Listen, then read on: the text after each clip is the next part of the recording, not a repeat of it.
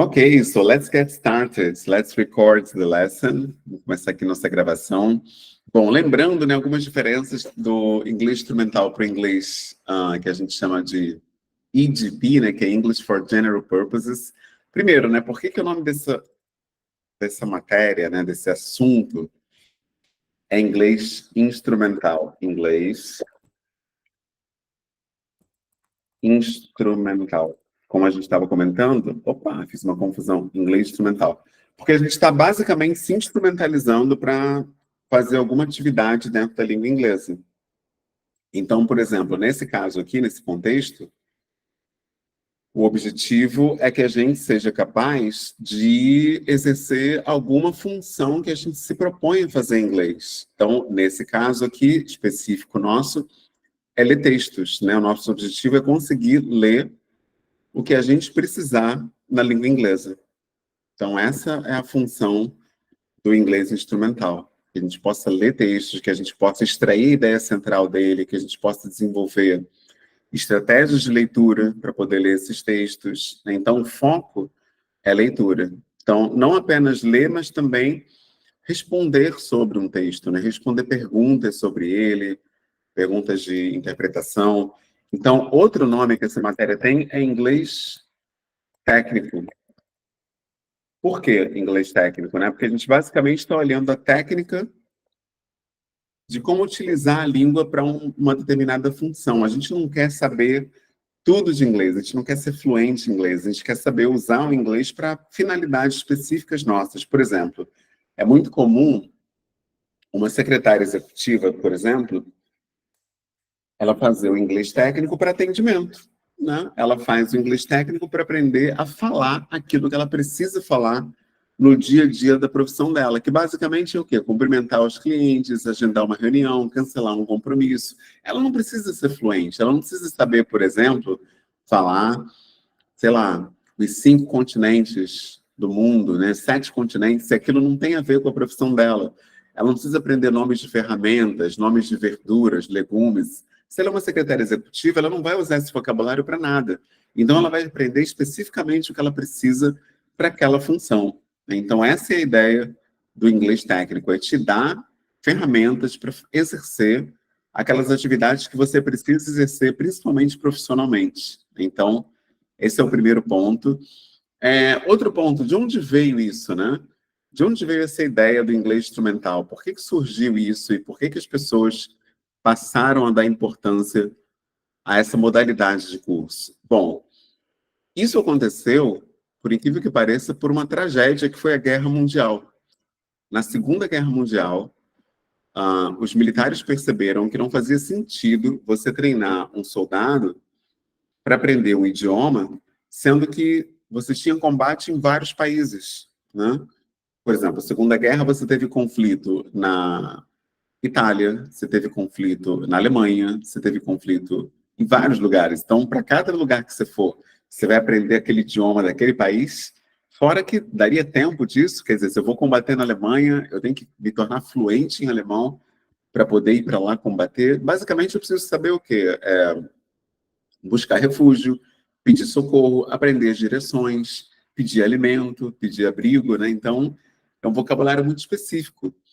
E aí percebeu-se, né, que isso não era apenas para a guerra, mas para outras situações. Você não precisa aprender tudo do idioma. Então, assim, se entendeu que fazia muito mais sentido a gente focar nas nossas necessidades específicas, quando elas existem, ao invés de aprender um idioma por completo. E aí, daí vem o terceiro nome do inglês técnico ou inglês instrumental, que é ESP, né, que é English for Specific Purposes, ou seja, inglês para fins específicos, inglês para finalidades específicas. E qual é a diferença desse inglês para o inglês, por exemplo, que você aprende lá no CCA, CNA, Brasas, Cultura Inglesa, FISC, etc. O inglês que eles ensinam se chama EGP. O que é isso, né? EGP é English, inglês, né? English for General Purposes. Ou seja, é inglês para fins Gerais, general, que não é general de militar, não, é general de geral. Inglês para fins gerais. Que fins gerais são esses? Ir numa lanchonete, pedir um hambúrguer, viajar, ir num supermercado, participar de uma aula, enfim, várias finalidades. É por isso que as lições são muito abrangentes. Você pega um livro de cursinho, você tem milhares de situações diferentes ali, né? Você tem no restaurante, na lanchonete, indo à praia, viajando, cada lição com um contexto completamente diferente, porque a ideia deles é apresentar o aluno ao máximo de situações comunicativas possível para que essa pessoa possa ter o máximo de autonomia na língua nas mais diferentes situações. Agora, o ISP não. Ele vai focar num objetivo e vai mirar ali para que as pessoas tenham aquela desenvoltura naquela área específica.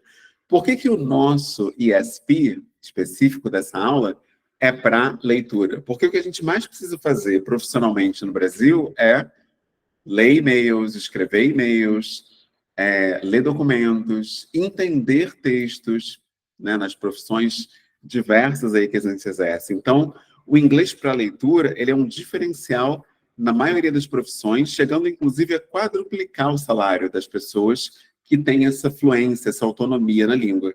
Então, a gente entendeu que o inglês instrumental ele é fundamental, mais fundamental até que esse inglês do cursinho, que leva uns 5 anos, 6 anos, que às vezes você aprende várias coisas que não vão atender o teu objetivo no idioma, né? Então, essa é a nossa missão aqui, né? Que é ver quais são as necessidades no inglês escrito que cobrem aí as funções profissionais da maioria das pessoas, né? Que quase todo mundo, invariavelmente, vai precisar dominar, né? Então, que funções são essas, né? O que a gente chama de reading strategies. Reading strategies são as estratégias de leitura. A gente vai ver várias delas no curso. Vamos ver o scanning, por exemplo, que é aquela varredura no texto. Vamos ver o skimming. Vamos ver intensive reading, leitura intensiva. Vamos ver extensive reading, leitura extensiva. Vamos ver as partes de um texto, né? As menores partículas de um texto, que são o quê? Os artigos, articles. Vamos ver que tem artigo definido, artigo indefinido, né? Tem um artigo definido no plural, no singular, em que situações vamos usar cada um deles. A gente tem também o que a gente chama de verb tenses, né? Que são os tempos verbais no inglês. A gente tem as formação de palavras, né? Que a gente chama de word formation. É um assunto fundamental também, porque vai apresentar para a gente os prefixes do inglês, os prefixos, vai ensinar para a gente os suffixes também, os sufixos mais comuns, e a gente vai ver que vários deles se parecem com os da língua portuguesa também. Isso vai nos ajudar a entender frases. Vamos ver um ponto também chamado linking words. O que são essas linking words, né? São as conjunções, né? Conjunção adversativa, conjunção somativa, né, de adição, enfim, várias circunstâncias que essas palavras trazem e a gente vai ver também, né? Vamos dar uma olhada em inglês em alguns que a gente chama pronomes, né? Não vamos ver todos, né? Mas vamos ver os principais pronomes, que em inglês a gente chama de pronouns.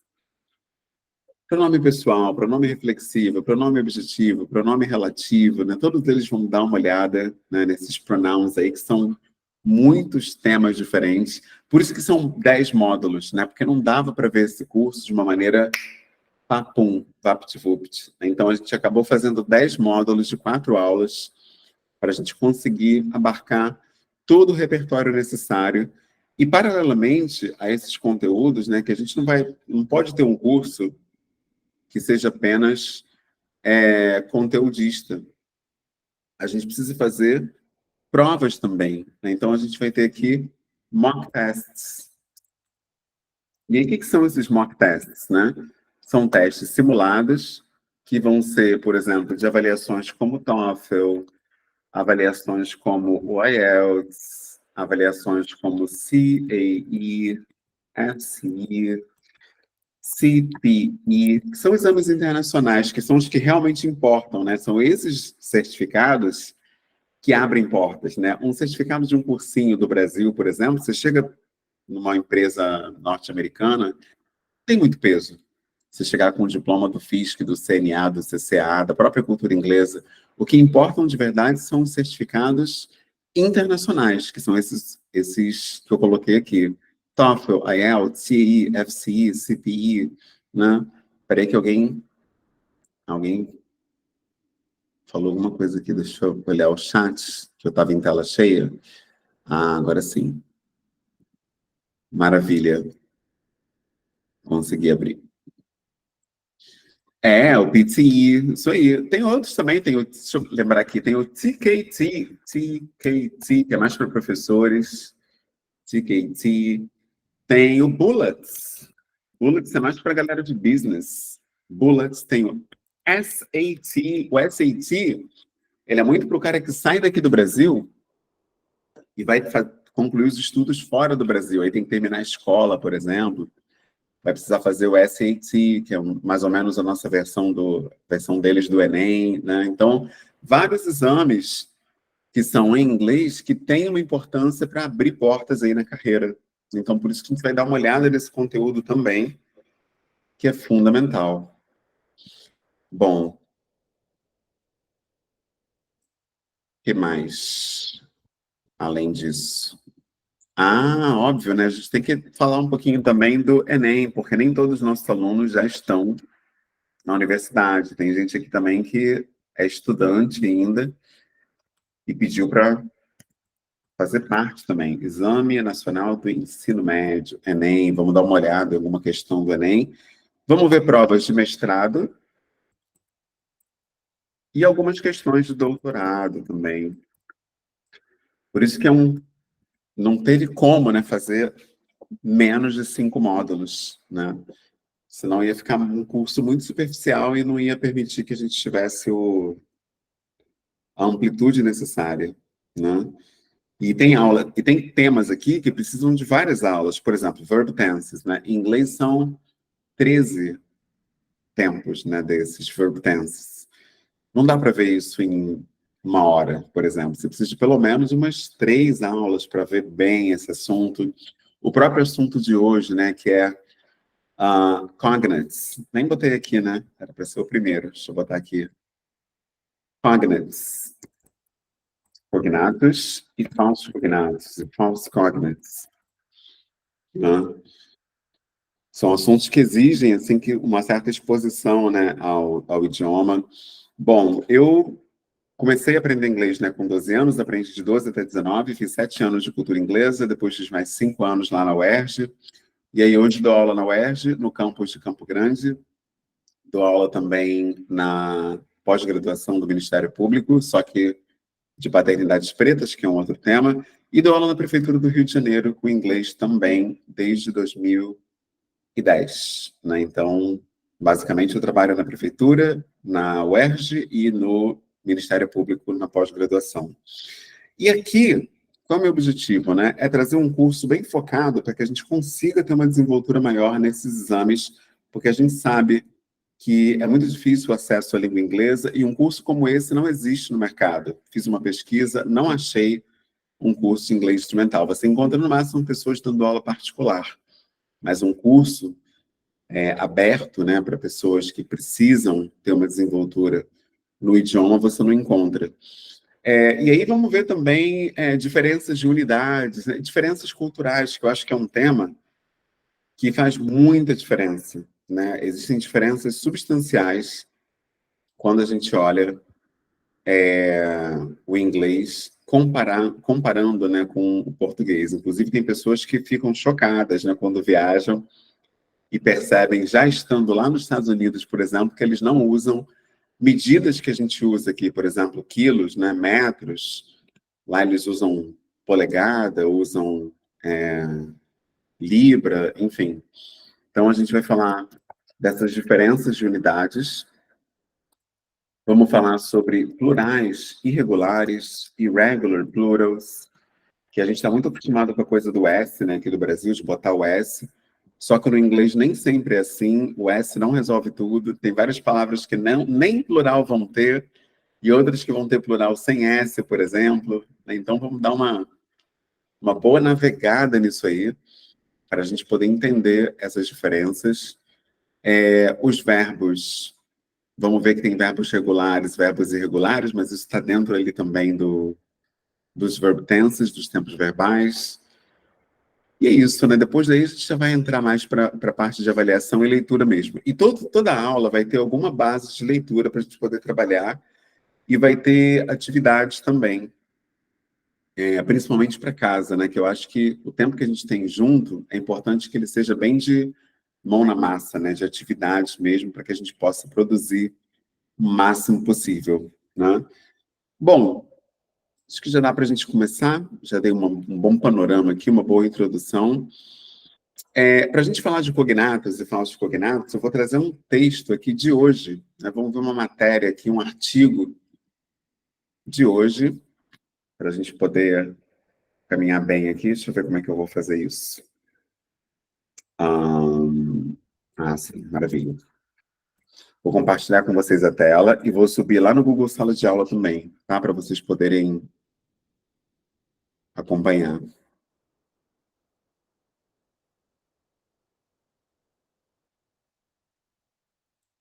Pronto.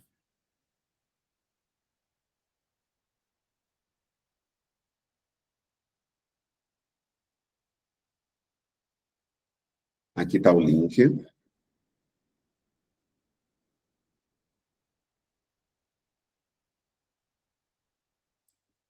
Vou colocar aqui do lado. Tem dois links, na verdade. Um link para o texto e outro link para o áudio, né? Esse link é bem bacana, que ele traz uma notícia e transforma essa notícia em uma lição de inglês para a gente. E aí vamos usar isso para a gente ver a pronúncia das palavras e para a gente poder também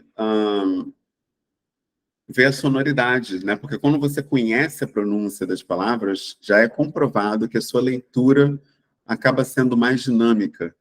E não há dúvidas, né, de que se sai melhor em avaliações quem lê mais rápido.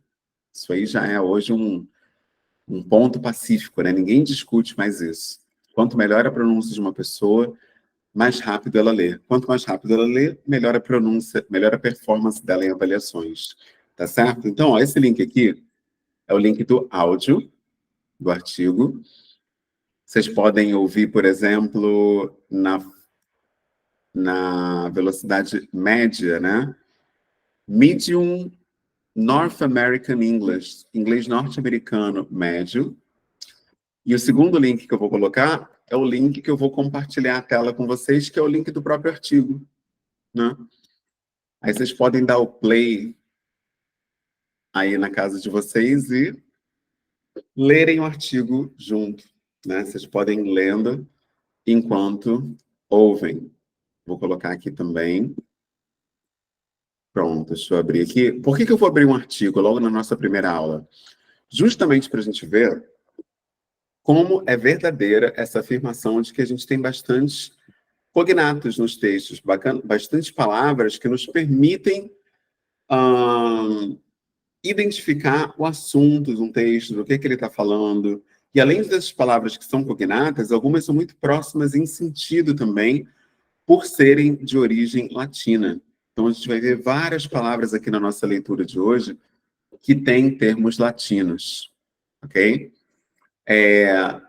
Bom, vou colocar aqui um zoom para a gente conseguir ler o artigo tranquilo. E aí, ó, já na primeira coisa do texto, que é o título, olha só que interessante. Gmail celebrates its 20th birthday. A gente já tem uma palavra aqui que é cognata, né, que é próxima do português. Quando a gente lê celebrates, o que lembra? Que palavra que lembra em português para gente? Celebrates. Alguma ideia? Celebração, Aí, celebrar. beleza, ótimo. Isso aí. Celebração, celebrar. Então, ó, já é parecido, já dá para a gente ter uma ideia. E Gmail todo mundo conhece, porque o Gmail hoje é o provedor de e-mail mais popular do mundo, né? Então, bacana também. E a gente tem um número também aqui. E além do número, a gente tem uma palavra que é muito difundida na cultura brasileira pelo fato do Brasil consumir tanto conteúdo norte-americano. Então dá até para a gente ter uma ideia do que significa esse título. Gmail é isso aí, ó. A Fernanda botou ali, aniversário. Então, alguém chuta aí o que está dizendo esse título? Gmail celebrates its 20th birthday. 20 anos de aniversário do Gmail. Ah, maravilha. É isso aí. Tá ótimo. Então já deu para a gente até entender o que está se dizendo nesse título a partir de uma palavra tão importante aqui, que é celebrates, que é uma palavra cognata. Por isso que esse é o assunto que abre aqui o nosso curso, né? Palavras cognatas, porque no inglês você vai ter muitas palavras cognatas. Inclusive, ó, a data de publicação que está aqui, ó, 4th April 2024, ela tem também, né, uma palavra cognata, né, que é o mês April, que é muito parecido com o português, né? Eu acho que não fica muita dúvida para a gente identificar que mês é esse, né? Porque só muda uma letra. Percebe como que ajuda bastante essa coisa das palavras cognatas? Então dá para a gente ter uma ideia muito nítida, né? Do que querem dizer textos, parágrafos, frases no inglês a partir dessas palavras que são próximas em significado. Então, a gente já vê aqui que o Gmail celebra o seu 20º aniversário, como disse a Fernanda. E a data, 4th April, 4 de abril de 2024. Lembrando que esse artigo, gente, é um artigo britânico. Por que isso é uma informação importante? Porque nos Estados Unidos, deixa eu compartilhar aqui o nosso caderno. Nos Estados Unidos, a data é escrita em outro formato, né? Primeiro vem o mês, depois o dia, e, por último, o ano, no inglês britânico. Agora, no inglês norte-americano, aí você vai ter uma outra construção. Vai vir primeiro o dia, depois o mês e, por último, o ano. Ou seja, existe uma diferença aqui entre inglês britânico e inglês estadunidense. Então, ó, United States, US, month, day, primeiro vem o mês, depois o dia, e por último, year, o ano. United Kingdom, Reino Unido, você tem, como aqui no Brasil, day, depois month, e por último, year, dia, mês e ano. Tá? Então tem essa pequena diferença aqui. Então, até isso, né, você tendo informação, você consegue identificar a origem do texto, mesmo sem estar propriamente lendo o texto, né? Mas alguns indícios ali vão te direcionar para identificar a origem de um texto no inglês. Então, isso é muito importante também para ajudar a gente nessa leitura. E aí, continuando aqui na nossa busca por palavras cognatas, logo no primeiro parágrafo, a gente já percebe outras aqui. Olha lá, a primeira frase. The world's most utilized email provider turned 20 on Monday. Vamos lá, o que tem de palavra cognata? E alguma palavra parecida? Tonize. Boa! O que é isso? Alguma ideia?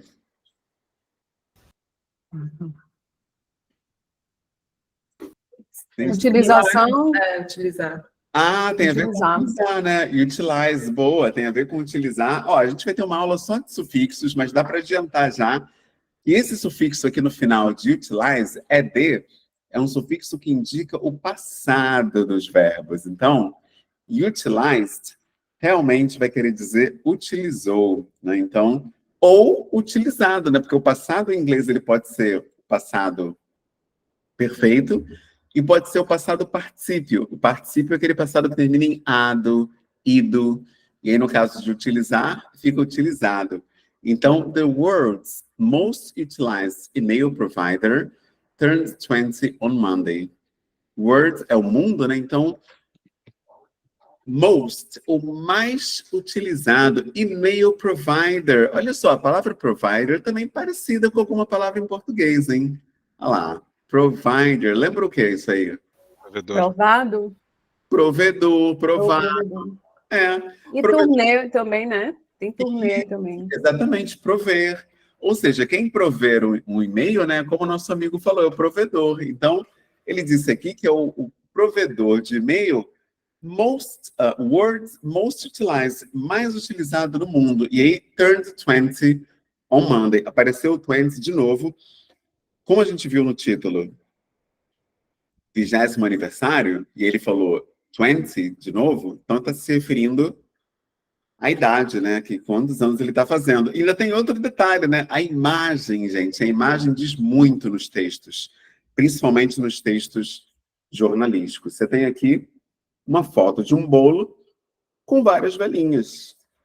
E a gente já viu a palavra birthday lá em cima, né? Que até pela cultura do Brasil, que tem tantas palavras no inglês, a gente já sabe que birthday é aniversário. Então, basicamente, está se falando aqui do aniversário desse provedor, que é o Gmail.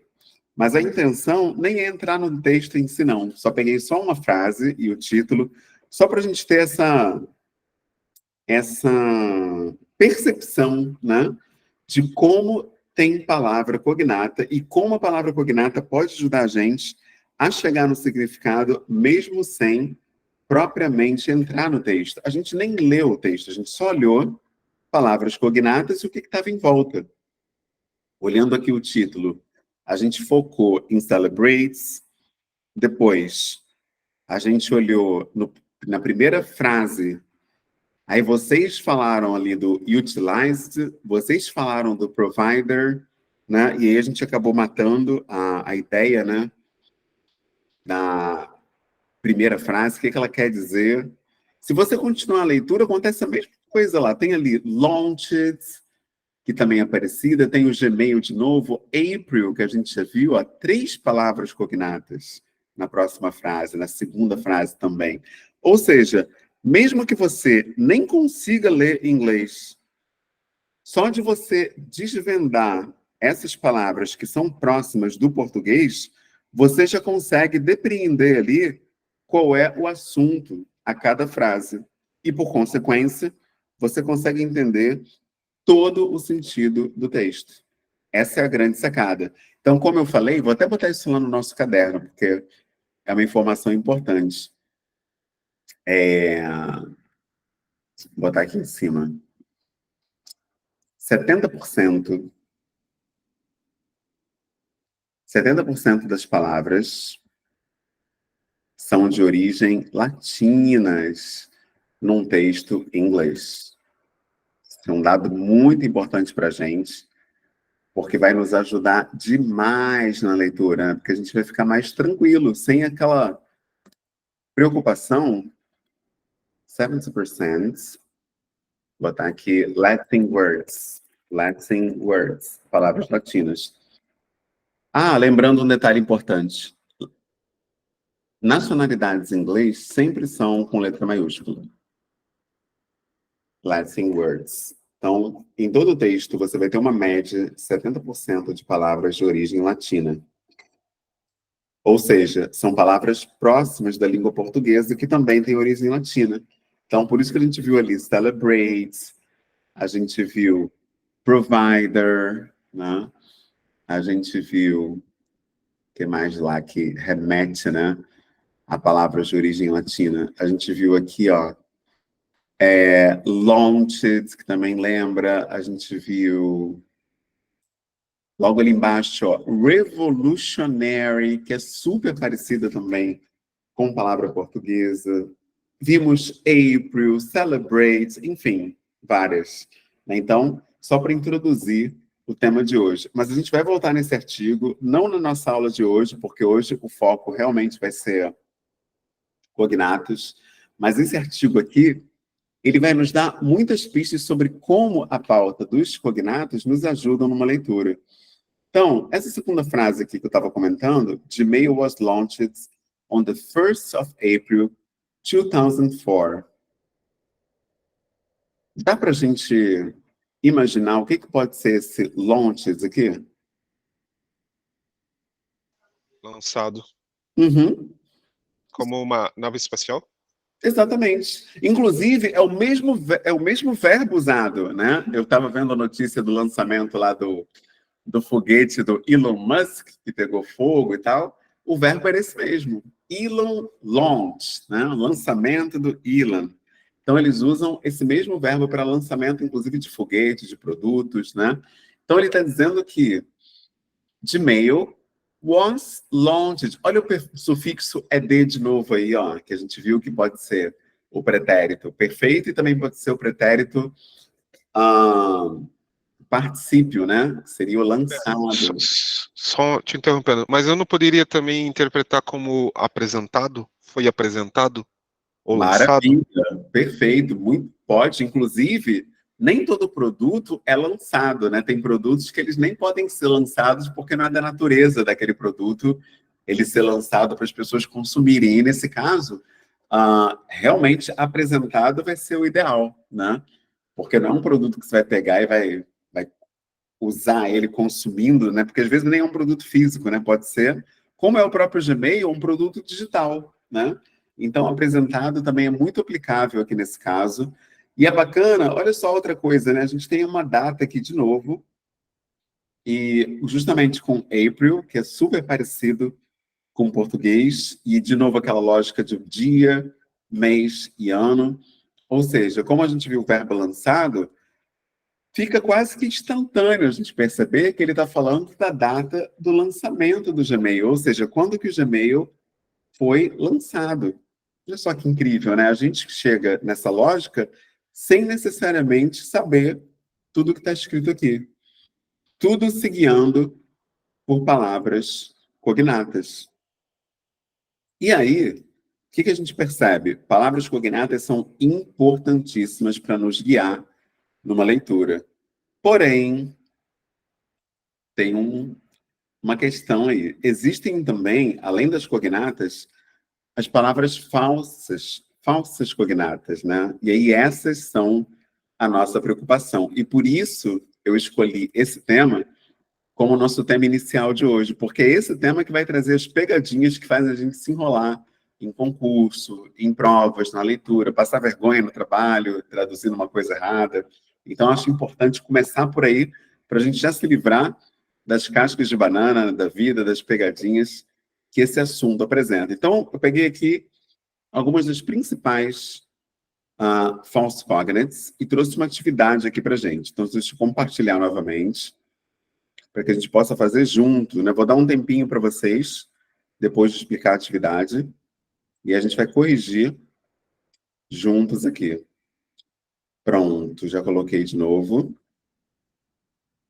Nome dessa atividade, False Cognates.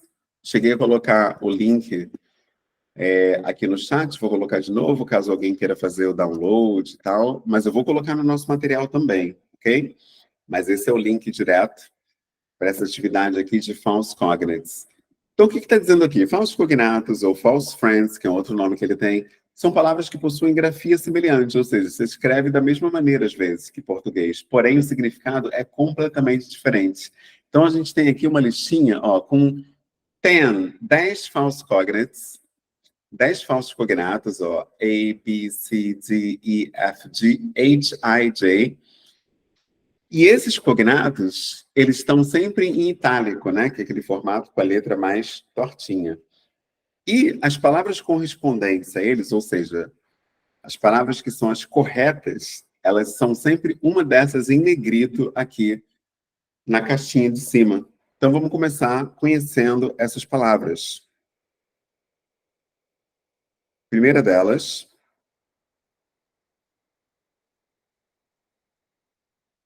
bookstore. E aí, alguém conhece bookstore? É livraria? Boa, livraria, isso aí. A palavra store, no inglês americano, quer dizer loja, store. E no inglês britânico, loja não é store. Lá em Londres, eles chamam loja de shop. Então, como é que o britânico vai chamar a livraria, né? Ele vai dizer bookshop, né? O americano vai dizer bookstore e o britânico bookshop. Perfeito. Então, bookstore, livraria. Próxima, subtitles. Alguém conhece essa?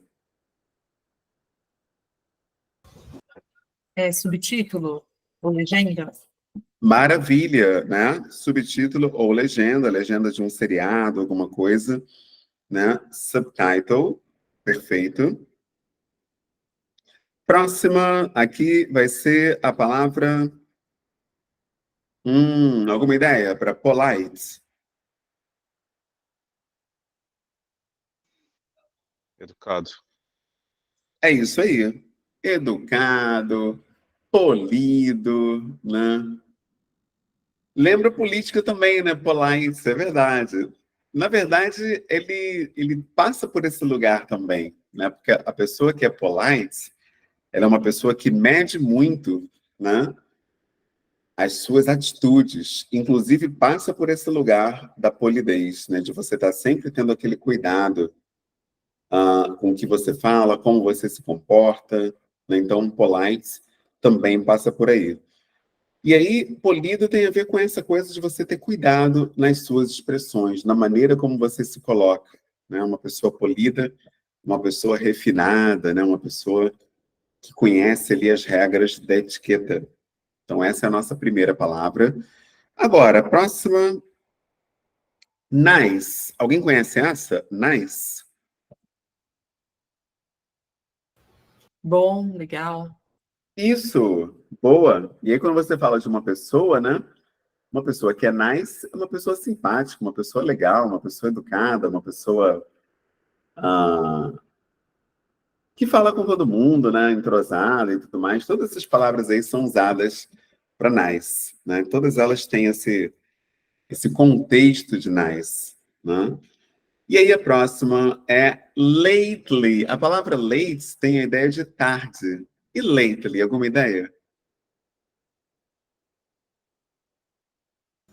Mais tarde ou muito tarde? Mais tarde, muito tarde, recentemente, é uma coisa que aconteceu bem tarde, né?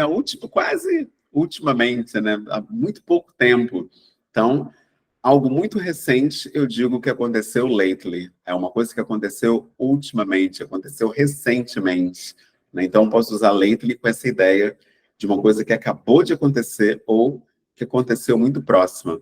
Inclusive, a gente tem mais um sufixo aqui, né? A gente comentou o ED lá no artigo, agora a gente tem o LY. Esse sufixo li, quando ele está do lado de um adjetivo, como acontece aqui com late, né, que eu falei que é tarde, ele transforma esse adjetivo num advérbio, né? Então, aqui no caso, virou tardiamente, recentemente, perfeito? Então, essa é a ideia do lately, que a gente está vendo aqui.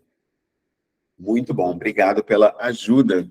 Vamos para answer. Gente, lembrando, ó, o inglês tem muitas palavras com letras mudas, que a gente realmente não pronuncia.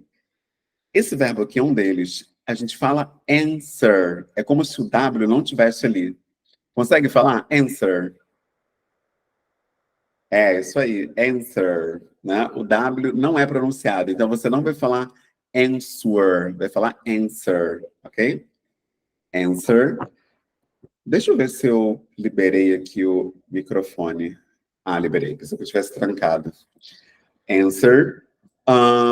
E aí, alguma ideia do que é answer? Resposta. Pode ser. Pode ser resposta. Pode ser o verbo também, responder. Pode ser atender também, se você se referir, por exemplo, à porta. Atender a porta, answer the door. Você pode falar isso. Aí a próxima, gente, tem mais uma letra muda, igual answer. Answer foi o W. Agora, na próxima palavra, é o G. A gente fala foreigner.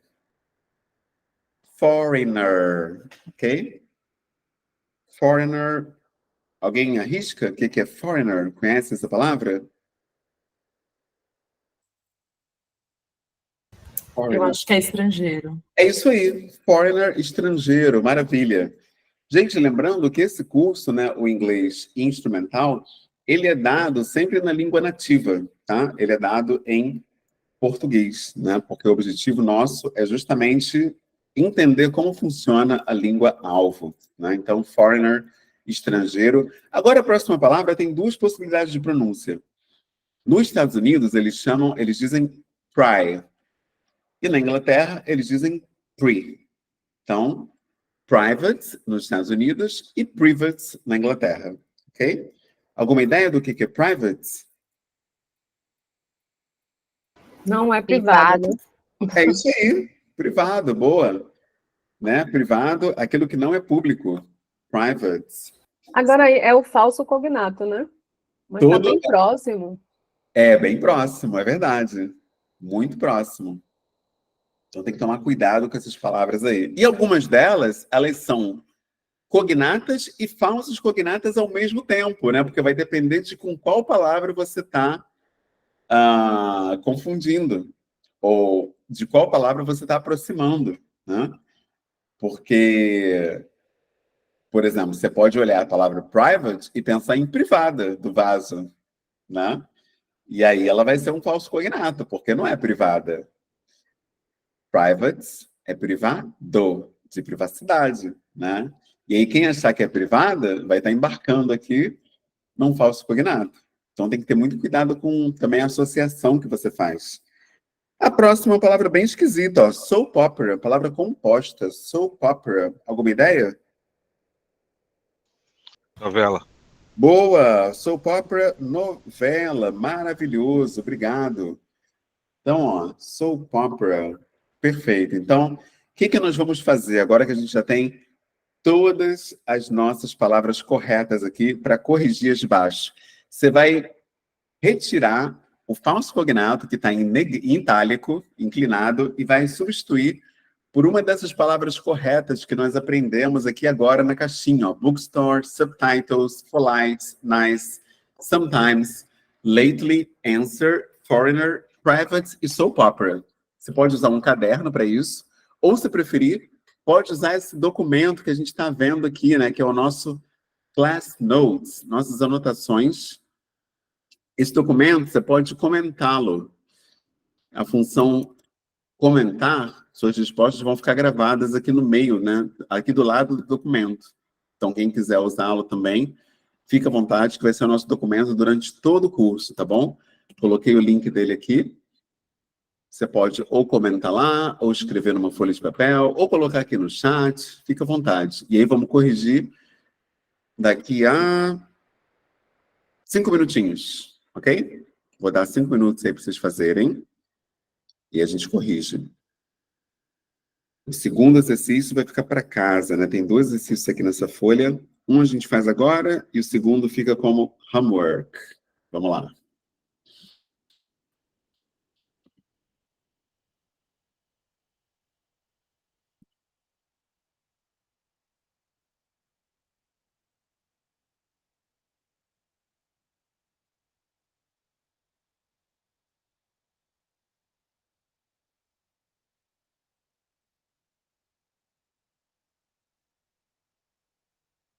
Humberto, uma pergunta. Você fez o Cultura no Calçadão de Campo Grande ou aquele lá de Bangu lá?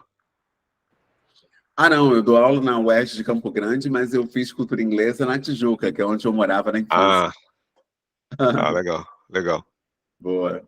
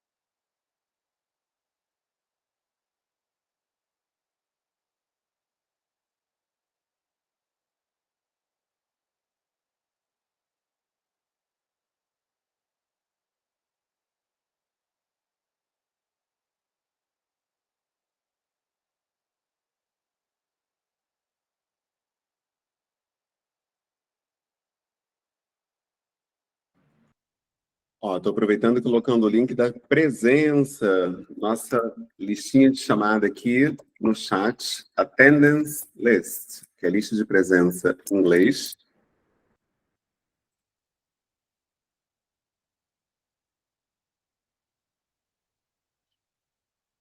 Ah, sim, vou colocar o material, tá? Eu vou subir na sala de aula também, naquela pastinha do que eu já coloquei lá no mural. E também tem esse link aqui do Drive que eu botei aqui no chat. Não sei se você já tinha chegado. Vou repetir aqui o link do material do PDF. Pronto. Vou subir lá também agora, lá na pasta. Inclusive, vou colocar esse link também lá no próprio documento que vocês estão, porque aí vocês podem, pelo próprio documento da aula, né, acessar. Não sei por que eu não pensei nisso antes. Deixa eu botar lá. Vou botar a lista de presença também no documento.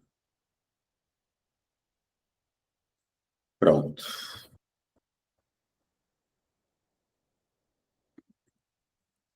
Bom, vamos corrigir só uns 3 hoje. E aí, na aula que vem, a gente comenta as demais. Tá aqui em cima. Botei lá no topo do documento, o link para nossa apostila. Essa apostilazinha de false cognates. E vocês podem pegar lá também, porque o chat normalmente se perde depois da gravação e tudo mais. Se bem que quando eu subir a gravação de vocês, eu vou subir um link para o chat junto. Mas de uma forma ou de outra, eu vou deixar o link aqui também no nosso material. Está escrito false cognates, está lá no alto, e eu botei centralizado para ninguém perder de vista. Ok? Vamos lá, então. Vamos corrigir aqui as 3 primeiras frases. Né? Vou dar um zoom aqui na tela para a gente poder visualizar melhor. A primeira está dizendo assim, ó.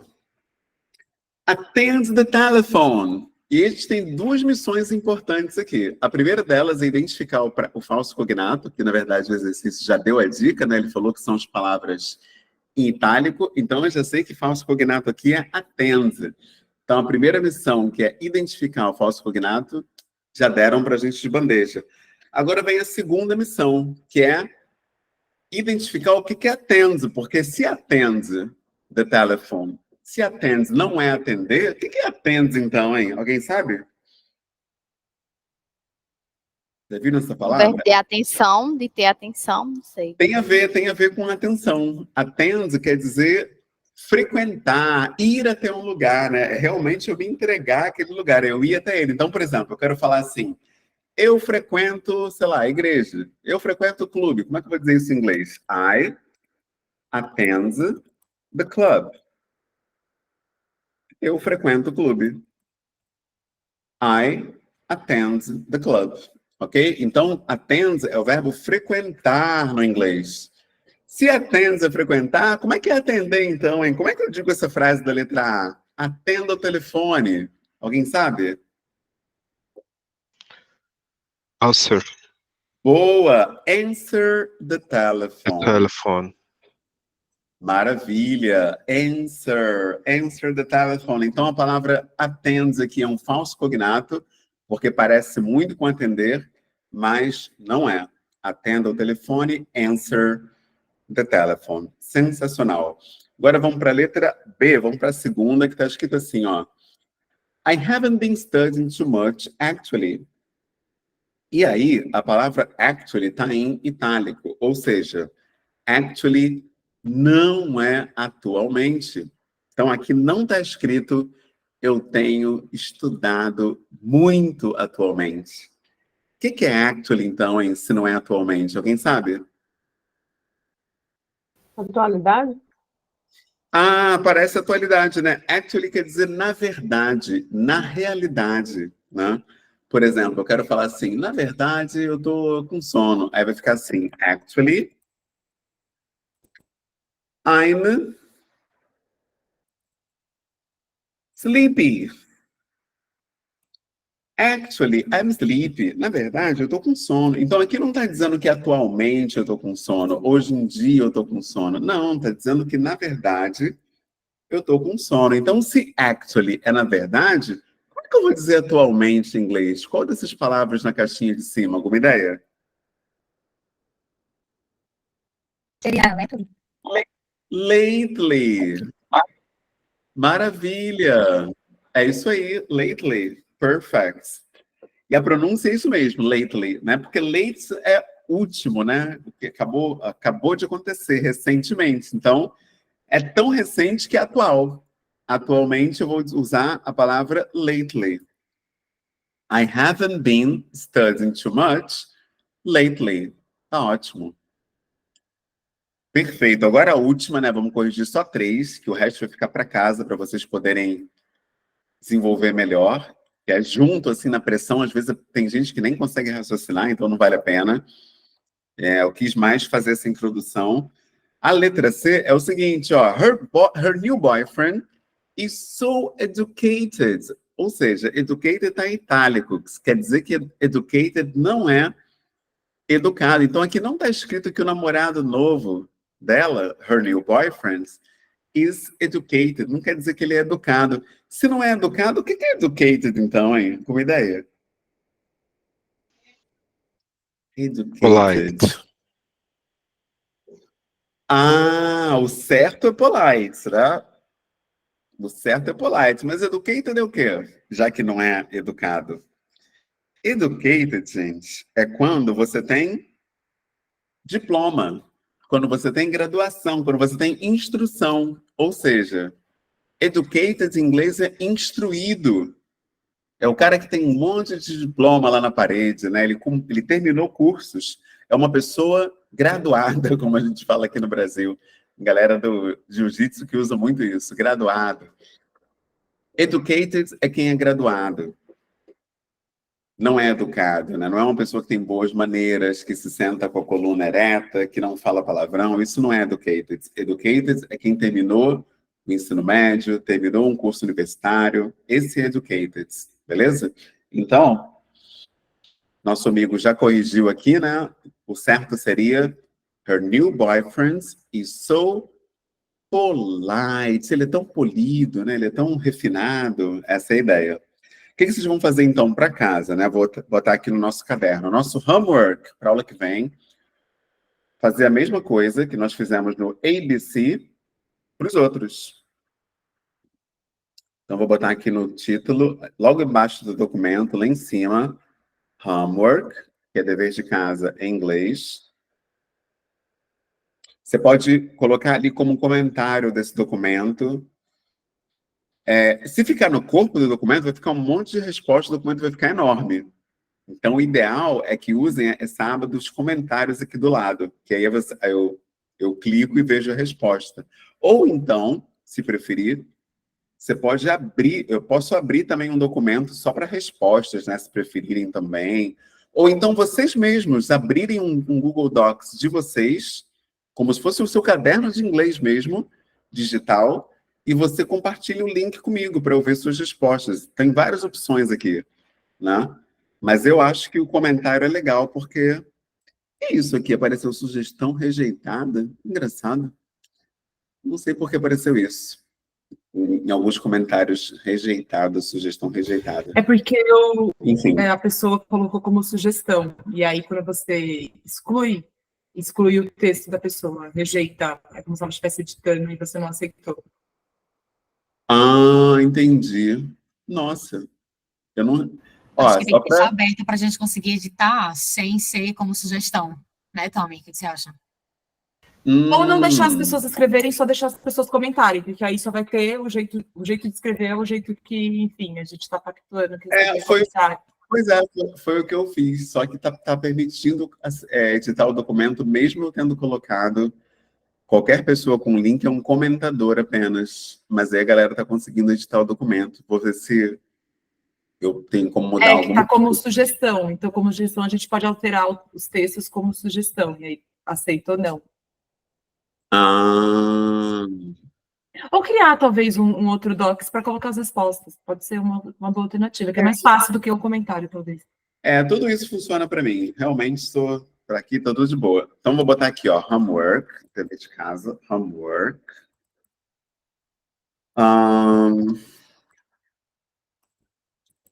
Pages 1 and 2, página 1 e 2, como dever de casa. Então, o primeiro nós já vimos. Agora, o page 2 é o seguinte, ó.